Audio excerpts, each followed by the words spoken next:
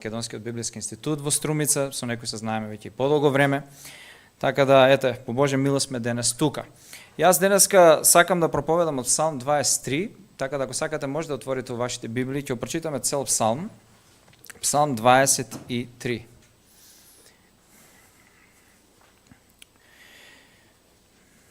Божјиот збор вели вака: Господ е пастир мој, ништо нема да ми недостасува. На зелени пасишта тој ми дава починка, при тивки води ме води.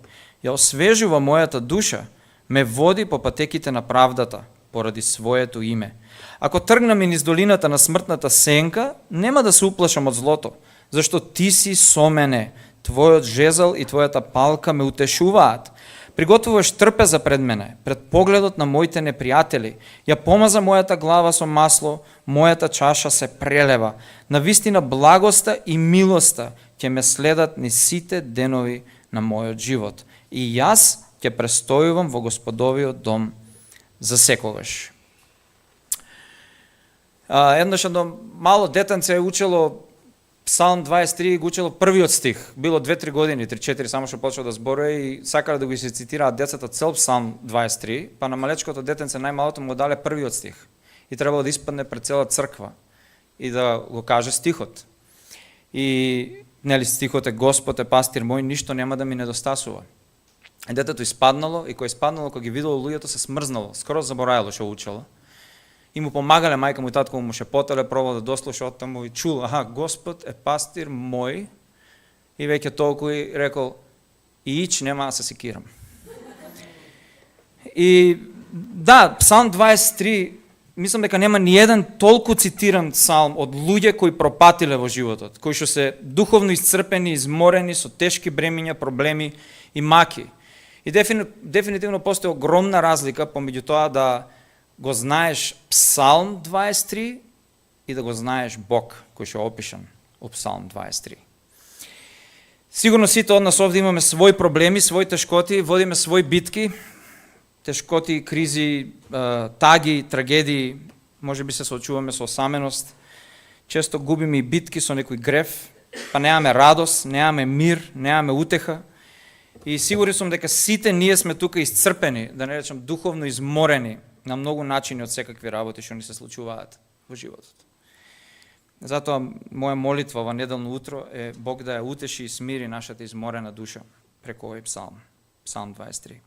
А Бог не утешува и смирува преку овој псалм со тоа што ни го открива неговиот карактер и неговото срце за нас. Така да сакам да го погледнем овој псалм, затоа што овој псалм зборува за тоа колку ни е очајно потребно Божјото водство во секојдневниот живот. А Бог е докажан водач на кој можеме потполно, со цела душа да се потпреме и да му веруеме. У Библијата гледаме дека Бог е често опишан како цар, господар, создател, и сите вие имиња и овие Божји титули ставаат акцент на Божјата возвишеност, на Божјата моќ, Божјото господарство, авторитет. И тоа што Бог е свет, тоа што Бог е создател, тоа што Бог е суверен, господар, треба дефинитивно да создаде еден здрав страв во нас. Да бидеме во некој смисол чудо невидени од Бог. Бог е навистина прекрасен, убав, неверојатен, величествен, славен. Нема грев во него и совршен во сите негови атрибути. Но овој Псалм 23 овде гледаме еден друг опис за Бог. Псалмот го напишал цар Давид и овој псалм не паднал од небо, нигде негде. Пазете, зборуваме за Давид, човекот што бил и горе и доле, паднат, изгазен, разочаран, прогонет, духовно осакатен многу пати во животот. И затоа го напишал дори овој псалм од постари години. Затоа што ваков псалм доаѓа со искуство. Со искуство Давид гледал наназад во неговиот живот, како Бог го водел со неговата нежна рака низ целиот живот. И сега го опишува Бог овде и вели: Господ е пастир мој. Така да, ако можем да дадам име на денешната проповед, мислам, Мануел ме праша преска зима, ама сега ми текне име.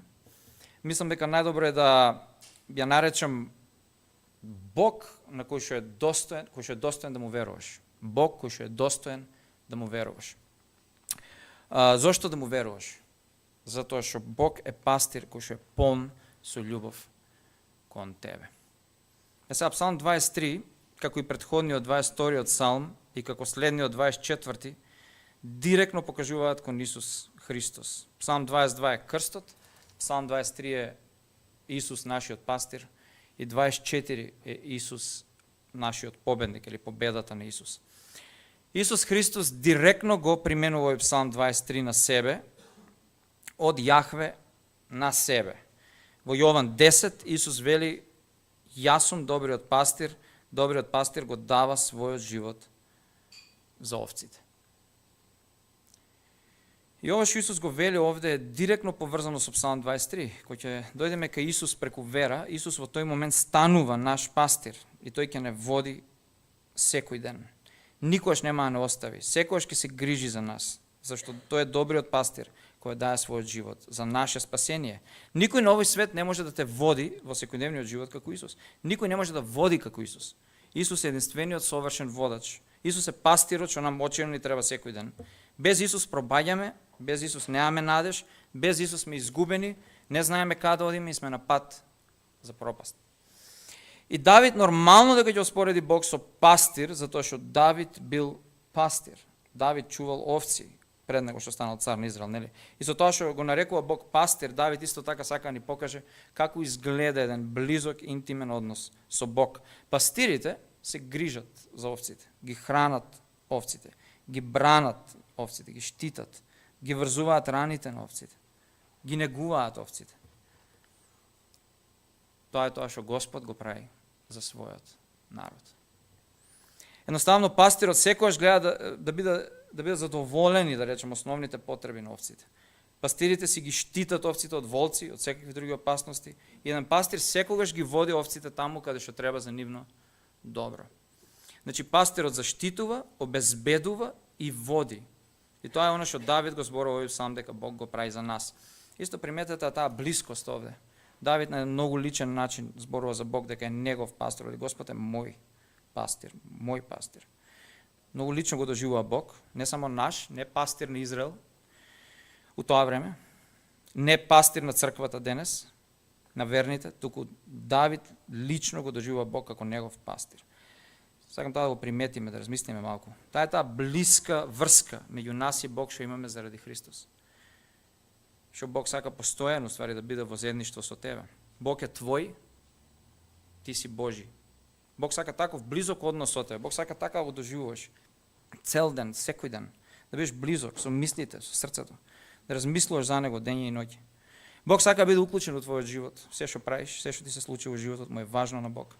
Бог сака да бидеш во близок, искрен, отворен однос со него, преку молитва пред се, поготово со тоа што ќе си го отвориш срцето пред него. Секој ден ќе му кажеш што те мачи, што поминуваш, како се чувствуваш. Бог сака да се потпираш на него, на неговата сила и да неговата љубов ти биде прибежиште и сигурност. Блискост со Бог значи да поминуваш време у Словото секојдневно. За Бог да те учи, да те води, да те храни со неговите поуки, да те охрабрува со неговите ветувања, да те управува со неговата мудрост. На тој начин се зацврстува блискоста меѓу тебе и Бог. Бог сака блискост. Но бидеш апсолутно целосно посветен, зашто он тебе ти е целосно посветен.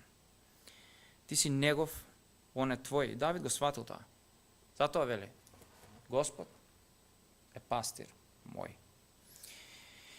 Понатаму Давид додава: ништо нема ми недостасува. Приметете како се поврзани овие две работи. Прво вели Господ е пастир мој и пазите сега, затоа што Господ е пастир мој. Што е резултатот? Ништо нема ми недостасува. Какво прекрасно ветување. Мислам, овој псалм е препон со бесценити ветувања. Прекрасни ветувања. Ама прашањето за тебе е дали е Господ твој пастир. Овие ветувања не се однесуваат на тебе. Ако не можеш да посведочиш: Господ е мој пастир. Како Господ станува твој пастир? Само преку вера во Исус и во оно што Исус го направи на крстот. Значи Давид вели: Господ е мој пастир, а ветувањето е дека ништо нема да ми недостасува. Сега во Библијата секогаш е поврзано оно што е Бог во неговиот карактер и како тоа се отсликува во нашиот живот. Например, Бог е љубов и затоа неговата љубов е излеана во моето срце. Бог е свет и затоа Бог ми го дал светиот дух за да ме научи да живеам свето. Бог е милост. Затоа Бог ми ги простува гревовите. Значи Бог е нешто и заради тоа секогаш има некој резултат у мојот живот. А овде гледаме Бог е мој пастир, а резултатот ништо нема ми недостасува. Ништо нема ми недостасува. Кога зборуваме за тоа дека ништо нема да ни недостасува, не се работи за материјални нешта. Ние за жал често прво на тоа помислуваме, мада Бог се грижи за нас и на таков начин и ние не треба да се грижиме што ќе јадеме и што ќе пиеме, што ќе се облечеме, вели Исус. Бог се грижи за неговите деца и за храна и за облек и се што треба. Но кога зборуваме за недостатоци у нашиот живот, оно што многу почесто ни недостасува не се пари и материјални нешта, туку многу почесто и требаат на нашата душа вечни и духовни благослови кои што Бог ни ги дал во Исус, за да исполниме и задоволиме нашата душа вистински. Нам многу често ни треба длабок мир во срцето, поготово кога поминуваме низ проблеми. Ни треба само контрола во среде неволја. Ни треба утеха во среде страдање, радост во среде тага, чувство на задоволство во среде криза, мирна совест во бурни времиња, мудрост при носење одлуки. И така натаму. Овие работи ни фалат многу пати поише отколку пари и материјални работи. Давид вели, ништо од ова нема да ми недостасува. Не толку материјални нешта, туку духовни благослови. Се што ми треба во животот најдов у Бог, кој што е мој пастир. И Библијата вели дека Бог веќе те благословил со сите небесни благослови во Исус Христос. Давид, како да вели, барав во животот исполнување, но кога го најдов Бог, најдов се што ми треба. На Давид душата е исполнета, задоволна е. Зошто? Зашто знае дека негов пастир е Бог и не осеќа дека нешто му треба. А замислете, Давид не осеќа дека нешто му треба. Давид најде задоволство од Бог. А каков беше животот на Давид? Давид имаше многу проблеми. Многу проблеми. Фамилиарни проблеми. Често бегаше од Саул, да не го убијат. Во 20 спасуваше жива глава.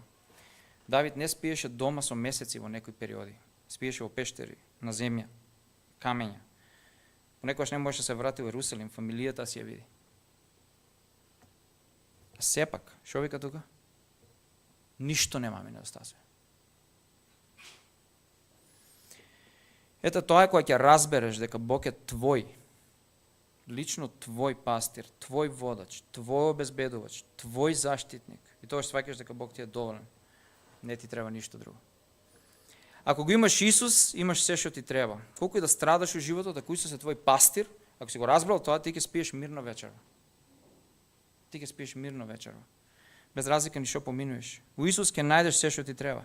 Кај Исус ќе најдеш утеха, кај Исус ќе најдеш љубов, кај Исус ќе најдеш исполнување. Исус секогаш ќе те прифати кај него. Исус никој пат немаш да замори од тебе. Секој пат можеш да дојдеш кај него. Секој пат ќе ти го исполни срцето со мир, со радост, со задоволство. Тоа го разбрал Давид. И вели, ништо нема да ми недостасува. Сега рековме дека Бог е наш пастир, а пастирите ги водат овците. Така да прашање поставува каде Бог не води. Што вели текстот? 2 и 3 стих. На зелени пасишта тој ми дава починка, притивки, води, ме води, ја освежува мојата душа, ме води по патеките на правдата поради своето име. Тој не води да се одмориме, да се освежиме. И вели, ме носи на зелени, приметете го ова, патишта, множина, патишта, на повише патишта. Ме носи при тивки води, пак е множина. Повеќе води. Значи не носи на едно место, туку нон-стоп од едно на друго место во животот, низ една ситуација у друга, кај што ќе најдеме одмор и свежина на нашите души. Сите овде кои што го следиме Исус, знаеме колку пати Бог не донел до некоја позиција во животот, до некоја ситуација во животот, каде што одморил нашата душа и ни дал освежување, дали преку словото, додека сме го читале, во недела преку проповед, и после разговор со некој брат или сестра. Или Бог дозволил нешто во нашиот живот се случи. Бил огромен благослов, освежување за нашата душа и сето тоа Бог го прави одново и одново и одново и одново. На поише патишта ме води, на поише води низ животот. Вели ме води на зелени патишта. Гладните овци не само тогаш пред 2000 години и денес, јадат свашта. Ако се гладни, секи изеде, секи стави в уста. Не бираат. Но добриот пастир ги води на зелени ливади И приметете како зборува сегашно време. Ме води, сега ме води. Што значи тоа константно Божјо водство во секојдневниот живот. Бог цело време те води. Ништо не е случајно во твојот живот. Се е со некоја цел, се оди на добро за оние кои го љубат Бог. Вели Павле у Римјаните 8. И вели ме води при тивки води. Пастирите не ги носеле овците при брзи води, затоа што може лесно да се случи овцата да се лизне, да падне и да се удави. Затоа ги носеле при тивки води. Ова е една прекрасна слика за исполнетост, за сигурност во Бог. Тоа е тоа водство од Исус, неговото пастирство. Исус е тој добар, мил, нежен пастир, кој што не води за да одмори нашата душа и да ја освежи. И вели овде ме води по патеките на правдата. Ова е многу важно. Ова е огромно охрабрување. Ние сами од себе не можеме да одиме по патеките на правдата. Ние не можеме да одиме по патеките на правдата. Прво, зашто ја и ти немаме праведност во себе. Ја и ти не можеме да се оправдаме пред Бог. Чија праведност ни треба нам за да бидеме прифатени од Бог? Христовата. Бидеме прифатени од Бог, Христос ни ја дал, ни ја поклонил неговата праведност. Ние сме оправдани пред Бог не со наши сили, не со наш труд, туку со тоа што ни е дадена Христовата праведност. И сега Бог не гледа совршени, чисти и без мани преку Христос. Затоа Давид го слави Бог тука за таа Божја праведност. Давид вели, тоа е тоа што освежува мојата душа. Бог ме води по патеките на правдата заради своето име. Личи како третиот стих да го интерпретира вториот, тука во Псалм 23. Да освежува нашата душа. Како? Со тоа што не води по патеките на правдата. Сега, патеките на правдата исто значат и практично живење во праведност, во послушност, свето живење, послушност кон Божите заповеди. Бог самиот не води во таа практична послушност, тоа е праведност. Затоа Павле вели во Филипјаните 2 дека Бог е тој што прави во нас да сакаме да извршуваме неговата волја. Значи, преку секојдневно проучување на Светото Писмо, ние учиме како да живееме праведно. Светиот Дух ни помага у борбата со гревот и направи се поише и поише осетливи на грев, за да личиме поише и поише на Исус Христос. Па сега понекогаш доаѓа и дисциплина од Бог, ако не се каеме. И тоа е дел од Божјото водство по патеките на правдата. Во тоа време пастирите често имале јагниња мали во стадото, што не биле мирни. Скокале наоколу, се буткале, застранувале од патот, се ставале себе во опасност, ги ставале другите овци во опасност. Па пастирот дури морал да им ја скрши ногата на тие јагниња. И откој ќе му скрши ногата на јагнето, јагнето не може да оди, па мора пастирот да го носи у рака јагнето. Па докато носи у рака јагнето со скршена нога и докато јагнето да оздрави, јагнето почне да се навикнува на пастирот толку многу, што кога ќе му заздрави ногата, не сака веќе да се оддалечи од пастирот, се навикнува на неговиот мирис, на неговиот глас уште повише. Поентата ми е Евреите 12 глава.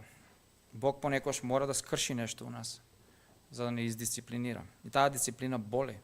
Ама сето тоа е дел од Божјата пастирска грижа. Тоа ми е поентата. После таа дисциплина ние стануваме по уште поблиски со Бог. Уште поблиски. Меѓутоа од текстот гледаме дека Бог е нашиот водич и во тешки времиња. И во тешки времиња. 4 стих вели, ако тргнам и низ долината на смртната сенка, нема да се уплашам од злото, зашто ти си со мене, твојот жезл и твојата палка ме утешуваат. Значи гледаме дека Бог не ја обиколува долината, не ја прескокнува опасната долина. Теолозите во минатото знаеле да речат, нема скратени патчиња до слава. Нема круна без крст. Драги мои, животот на земјата е исполнет со проблеми. Секој од нас поминувал и поминува во моментов низ тешки ситуации. Тоест тие долини на смртни сенки. Не ми се допаѓа тоа кога слушам проповедници на Facebook или по црквите, YouTube, проповедаат и манипулираат дека ако го следиш Исус, сите проблеми ќе ти се решат.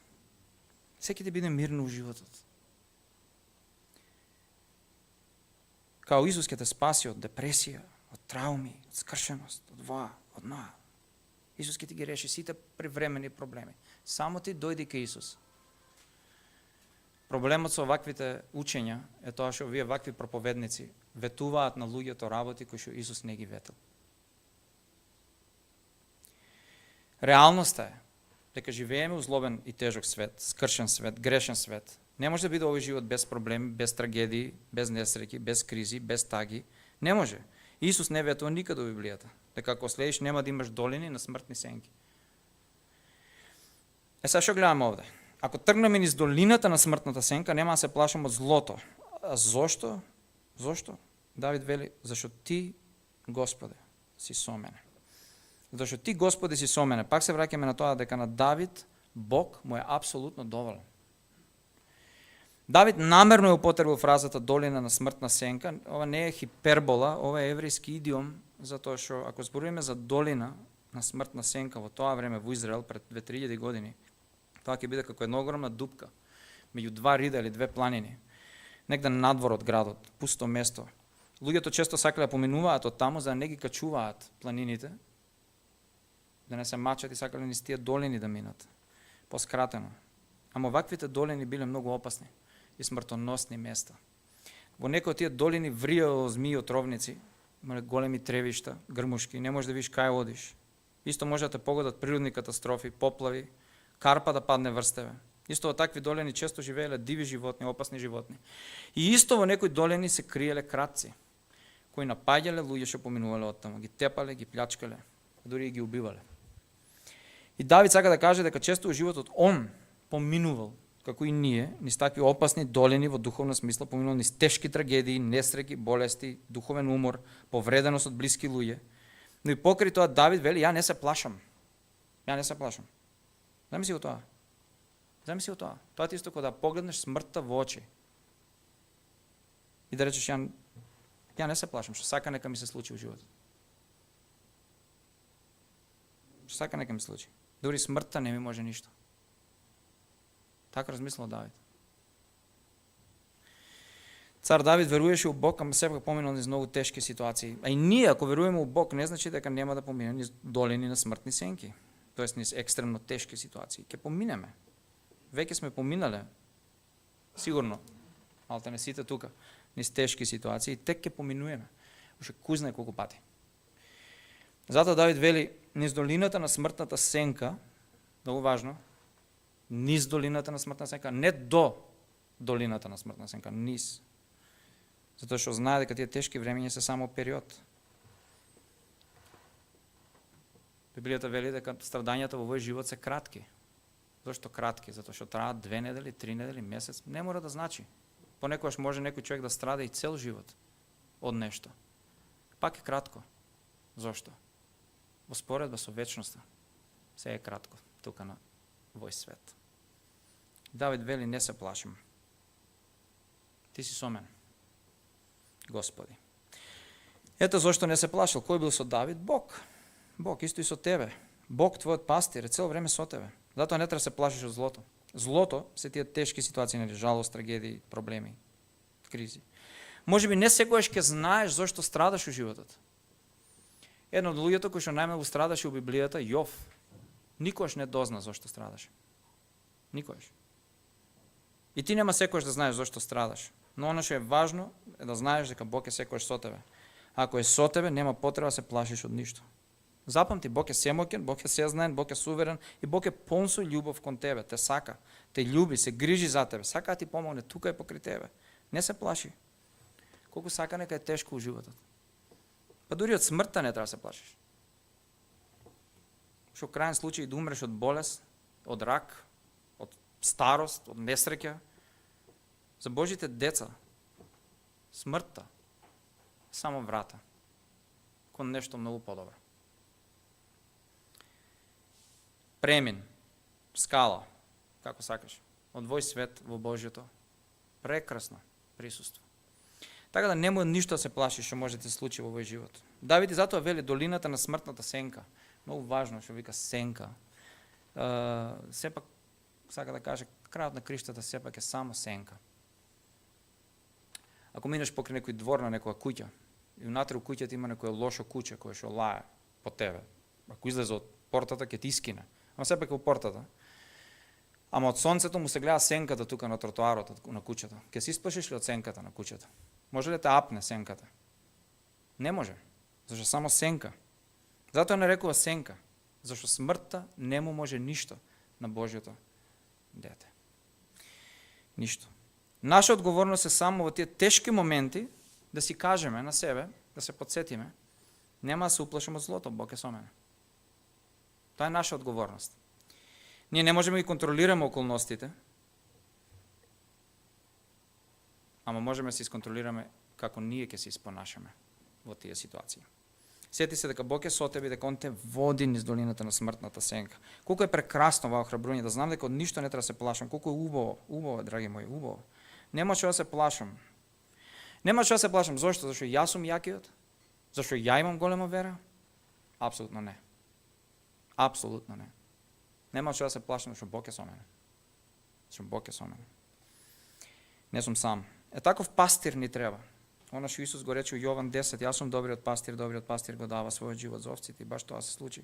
Исус го направи тоа на крстот, буквално го даде својот живот за тебе. И затоа кога вели Исус дека е добриот пастир, со други зборови како да вика, нека и сите да остаат, ја не одам никаде. Ја останувам со тебе. Ја нема да оставам никогаш. Сите да те разочараат, да те напуштат. Ја нема да те напуштам. Ти си мој, јас те откупив со мојата крв. Тоа сака Исус да ни го каже. Кога вели дека е добриот пастир. Исус не води низ тешки времиња. Давид исто така вели една многу интересна работа на крајот 4 стих. Вели: твојот жезл и твојата палка ме утешуваат. Жезл или палка како еден стап од дрво или метал, кој пастирите го користеле за две работи најчесто. Прво да го одбранат стадото од волци, а исто и користели за да ги контролираат овците. Така и Бог со нас, некојаш ќе не побутне да се вратиме на правиот пат. Бог не сака да живееш во грев. Бог мрази грев. Бог ќе направи се што треба, ќе те скрши на 1000 делчиња ако треба, ако види дека не се каеш и се инатиш и дека не сакаш да се покажеш за некој грев што го правиш по навика. Бог ќе извади од тебе целата световност, целата твоја желба за светот. Преска спомнав со јагнето на кој што требало да се скрши ногата. Бог ќе направи се што треба. Те дисциплинира, да не застраниш. Бог премногу те сака. Премногу те сака да дозволи гревот да ти го уништи животот. Затоа што гревот ќе ти го уништи животот. Гревот е зло. Гревот е зло. Ние за жал сме склони кон застранување. Ние сме склони да направиме лесно грев. Поготово кога минеме низ страдање. Предупредувањето на Петар, 1 Петрова 5, кога вели: пазете ѓаволот овде наоколу како лав шорика, гледа некој да раскине. Знаете во кој контекст е напишано? Во контекст на страдање, тие луѓе страдале. И ѓаволот знае дека тогаш луѓето се може бидат многу лесен плен да направат грев кога страдаат.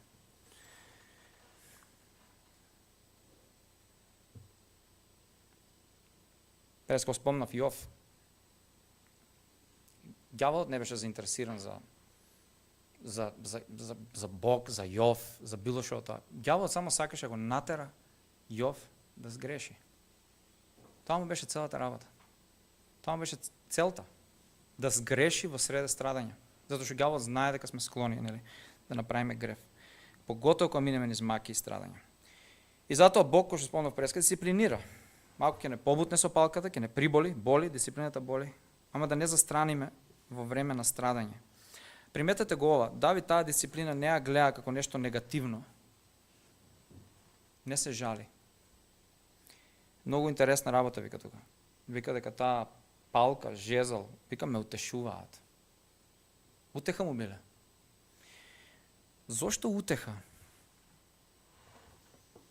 Ја не се сеќавам кога на моите деца ќе ги чукнам, ќе ги издисциплинирам, нели, или ќе истегнам малце увцето и да ми рече детето: фала ти за утехата сега. Никој не ја гледа дисциплината како некоја утеха, нели? Зошто Давид вика дека Бог ги дисциплинира, тоест зошто Давид вика дека му утеха? Па тоа е затоа што Бог ги дисциплинира само оние кои ги љуби. Ако Бог те дисциплинира, тоа значи дека Бог те љуби. Тоа значи дека те љуби. Тоа е едно од најголемите утехи во животот. Едно од најголемите утехи. Интересно е тоа што целта на жезлот и палката, на тоа Божјо водство, е да ме води во радост, во изобилие, во уште подлабока радост. Да излезам од долината на смртната сенка со невидена радост. Тоа е целта на жезлот и палката. И тоа е тоа што гледаме у 5 стих, вели: приготвуваш трпеза пред мене Во тоа време богата трпеза се правила кога луѓето се радосни па сакаат да прослават нешто. Значи Исус како наш пастир, како наш водач, не носи во некоја површна состојба на среќа, туку не носи во длабока радост, да од нас потечат живи води на радост. И ние ќе имаме длабока радост ако он е нашиот водач у животот. Зашто сме свесни дека не водел низ долината на смртната сенка. Не на површен начин. Исус не стои качен на рит во духовна смисла, нели? И само ти кажува кај доиш. Немој тука има змија, тука има лав, тука има ова, тука има на. Не е уопште тоа сликата што сака да представи Давид. Исус е со тебе во долината и те држи за рака. И заедно со тебе ја оди таа долина. Со тебе. Рака под рака. Те води, те тегне, те бутка напред, со својот жезл, палка, ни дава водство, не штити, не утешува, не охрабрува. И така натаму. И кога излегуваме од таа тешка, страшна долина што ни се случи во животот, тој некој мрачен, тежок период со многу проблеми, кога излегуваме со Исус заедно победнички, погодете што не чека на другата страна. Псалмот вика трпеза. Трпеза, богата трпеза. Ствари значи уште подлабока радост, уште поголема близкост со Бог. Со тоа масло на Божјото задоволство, богато излеано на нас. И причината зашто е сета оваа духовна трпеза поставена пред нас, пред лицето на нашите непријатели, е затоа што ние не се бориме со крв и месо, туку се бориме против начелствата и властите на темнината, кои деноноќно работат против нас да ни го уништат животот, да не исцедат радоста, да ни го одземат мирот. Се бориме против тие духовни сили, против сатаната и неговите демони. Они се нашите главни непријатели. Сатаната е свртен против тебе и има само една цел. Да те уништи. Да уништи духовно. Сатаната сака да се разочараш од Бог. Да се разочараш кога поминуваш низ проблеми. Сатаната сака да исцеди од тебе радоста и мирот. Кога поминуваме низ страдења, реков, често се сомневаме во таа Божја добрина. Се прашуваме во тие моменти, минам низ многу тешко страдење сега. Како тука се гледа Божјата добрина? Како Бог ќе се прослави со оваа ситуација? Боја катастрофа, не знам што ми е поентата, зашто Бог го дозволи ова? Помислуваме слични нешта. На што вика текстот? Бог е со нас во долината на смртната сенка, во моментот е тешко. Он не води, не управува ни таа долина, за на крајот кога ќе излеземе од таа долина, излегуваме со задоволство и радост. Главната цел на Бог за твојот живот е се повеќе и повеќе да личиш на Исус Христос во карактерот. Се повеќе и повеќе. И ако Бог мисли дека треба да поминеш ваа година низ 5 духовни долини на духовни сенки, долини на смртта, ако сака тоа го направи Бог во твојот живот, ќе го направи. Ако Бог сака да те носи низ тешки ситуации за да искрши некој работа од твојот карактер кои што не се добри, ќе го направи тоа. Бог ќе направи се во твојот живот. И затоа едно од најопасните молитви што можеш да молиш е да му речеш на Бог: Господи, направи ме како Исус Христос. Направи да личам поише на Исус. Оти тоа значи кога да му викаш се што треба. Се што треба прави мојот живот. Крши ме, носи ме низ болки, носи ме низ таги, низ страдања, извади од мене горделивост, извади од мене себичност, извади од мене ароганција. Се што треба само да личам на Исус.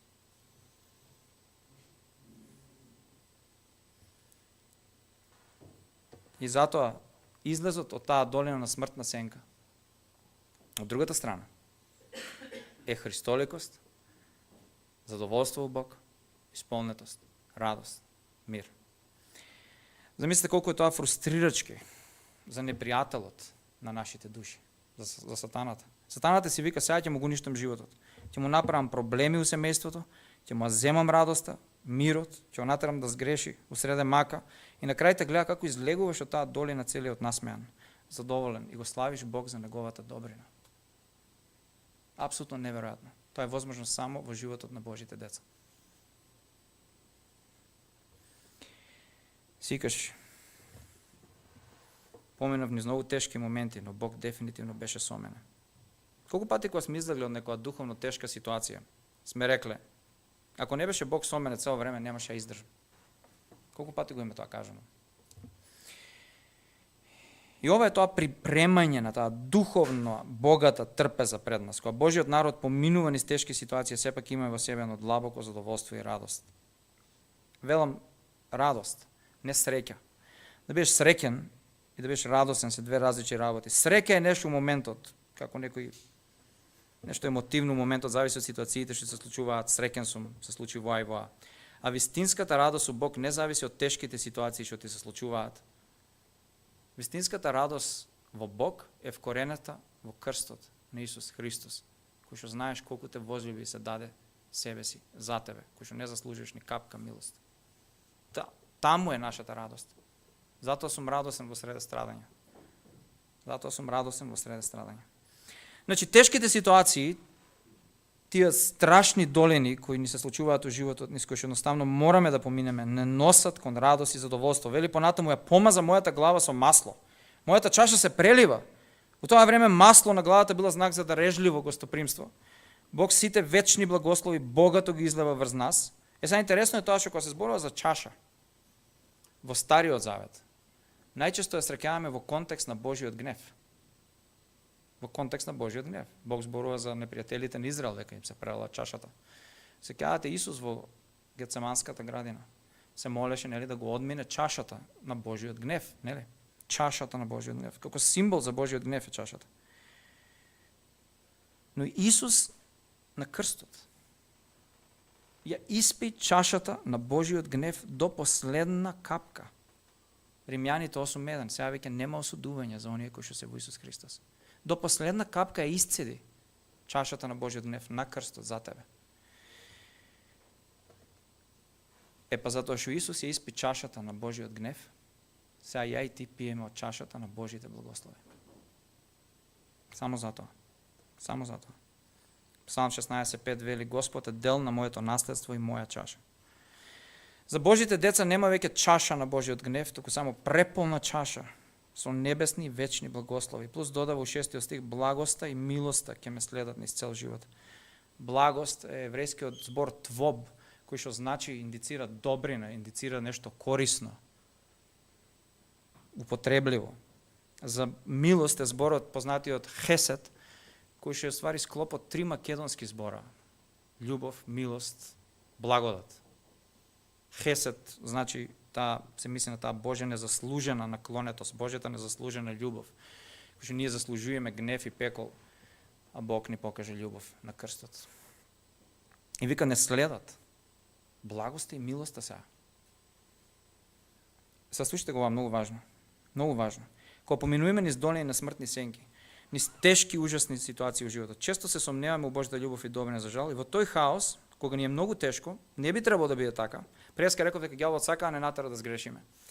Меѓутоа, многу пати се случува во среда страдање да сгрешиш. Ќе помислиш работи кои што не си требало да ги помислиш. Срцето ќе почне да биде ладно према Библијата, молитва, заедништво со Бог. Ништо тоа нема ти значи у тој момент. Ти се случило голема работа и наместо да се приближиш поише до Бог, таа голема тешка ситуација си дозволил да те оддалечи од Бог. И можеби си направил греф, напнат си, нервозен. Страдањата створиле проблеми у бракот. Жена со маж, маж со жена, родителите со децата. Или во срцето имаш често горчина, лутина заради страдањето низ кој што минеш. Можеби некоја неправда што мислиш дека ти случило животот. Без разлика. Често случува да сгрешиш од среда страдање. Такви сме, за жал. Кога поминуваме низ долини на смртни сенки, затоа се сите вие предупредувања во Библијата. И кога ќе се освестиме колку грешки сме направили, не сме требале така да изреагираме. Не требало тоа да го речеме, не требало тоа да го помислиме, што сме го помислиле. Често очекуваме некоја тешка казна од Бог сега, дека ќе дојде заради гревовите што ги имаме направено во тие моменти. Осеќаме како да е Бог лут на нас и ни личи како казна од Бог и гнев и Божјата лутина не следат сега заради тие работи, како се испонашавме кога ни беше тешко. Као го разочарав Бог сега Бог ми е лут. Што вика Давид тука? Што ме следи цело време во животот? Гнев и казна? Благост и милост. Да, има нешто што те брка и ќе те стигне и те стига секој пат, ама не е гневот и Божјата лутина, тука е благоста и милоста. Благост и милоста.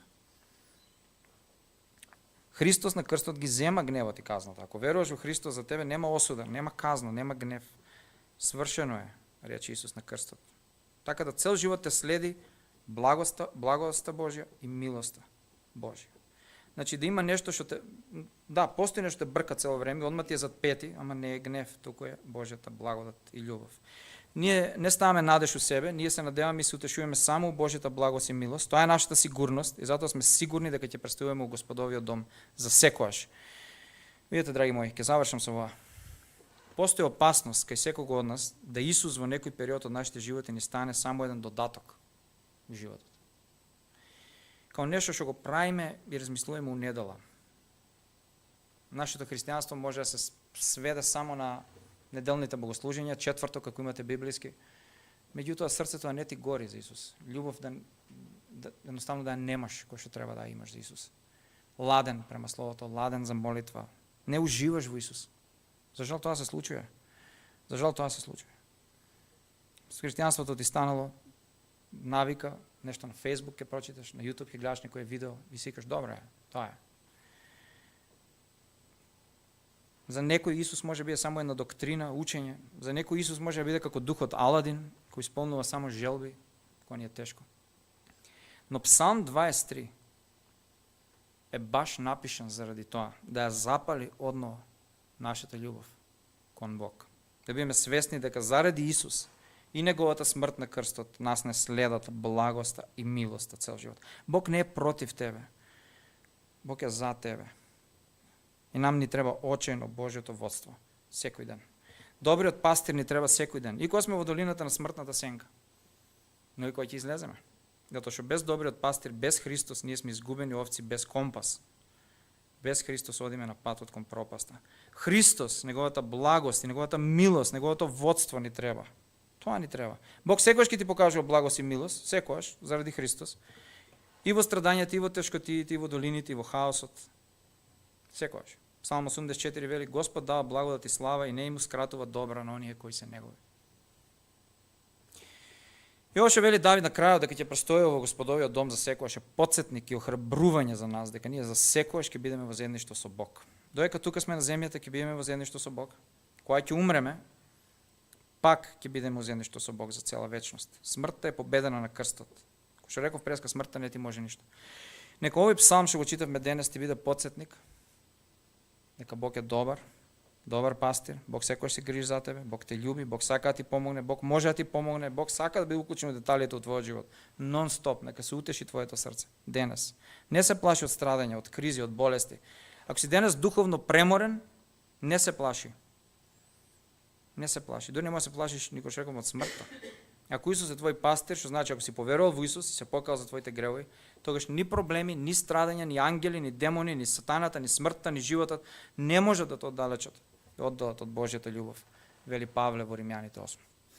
Исус го даде неговиот живот за тебе. Го даде. Исус го зема целиот Божји гнев кој што ти го заслужуваш и ја пролеа неговата крв за тебе. Зошто? Ние не му дававме причина.